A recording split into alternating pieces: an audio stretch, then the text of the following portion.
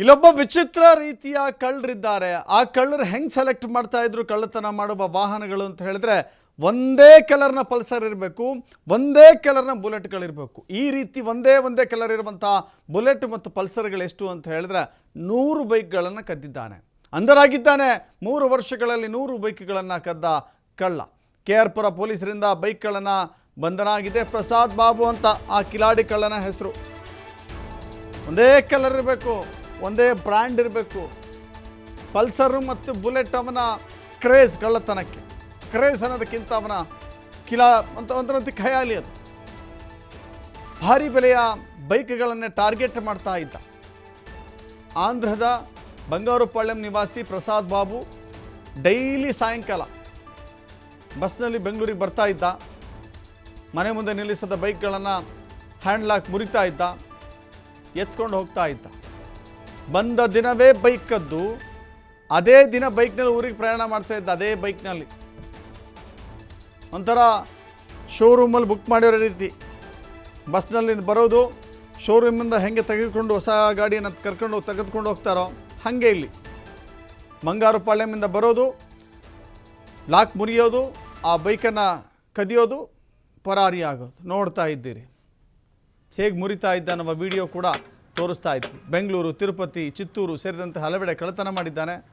ಸುಮಾರು 1,45,00,000 ಮೌಲ್ಯದ 100 ಬೈಕ್ಗಳನ್ನು ವಶಕ್ಕೆ ಪಡೆದುಕೊಳ್ಳಲಾಗಿದೆ. ನೋಡ್ರಿ, ಶೋರೂಮಲ್ಲಿ ನಿಲ್ಲಿಸಿದ್ದಾನೆ ಅವನು.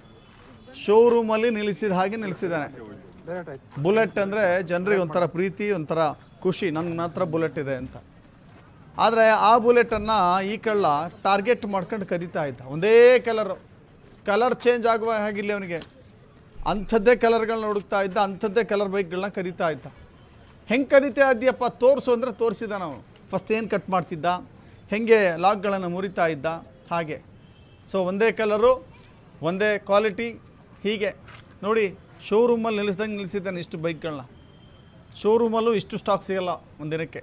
ನೀವೇನಾದ್ರು ಬುಕ್ ಮಾಡಬೇಕು ಅಂತ ಹೋದರೆ ಶೋರೂಮಲ್ಲೂ ಕೂಡ ಇಷ್ಟು ಬೈಕ್ಗೆ ಡೆಲಿವರಿ ಸಿಗೋದಿಲ್ಲ. ಇವನು ಹಂಗೆ ನಿಲ್ಲಿಸ್ಕೊಂಡಿದ್ದಾನೆ. ಬಿಟ್ಟರೆ ಒಂದು ದೊಡ್ಡ ಕಾರ್ಖಾನೆನೇ ಮಾಡಿಬಿಡ್ತಿದ್ದನು.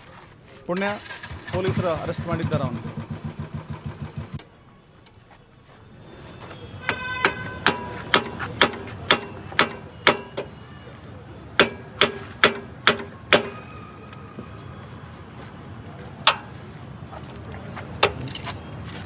ಅಷ್ಟೇ ಬಂದೇ ಬಿಡುತ್ತೋ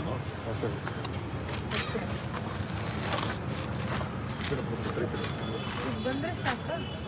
ಅಲ್ಲ ಡೈರೆಕ್ಟ್ ಮಾಡ ಅದು ವಿಡಿಯೋ ಕಂಟಿನ್ಯೂ ಇರಬೇಕಪ್ಪ ವಿಡಿಯೋ.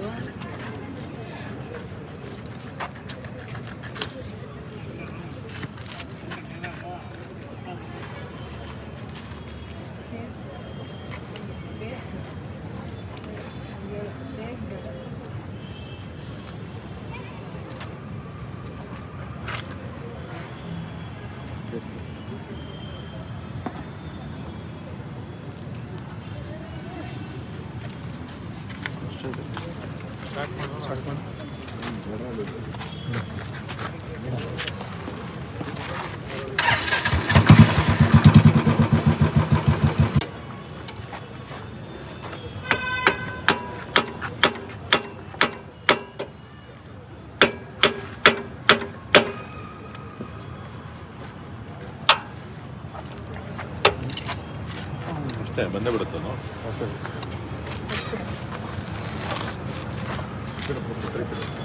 ಬಂದ್ರೆ ಸಾಕ. ಅಲ್ಲ ಡೈರೆಕ್ಟ್ ಮಾಡ ಅದು ವಿಡಿಯೋ ಕಂಟಿನ್ಯೂ ಇರಬೇಕಪ್ಪ ವಿಡಿಯೋ.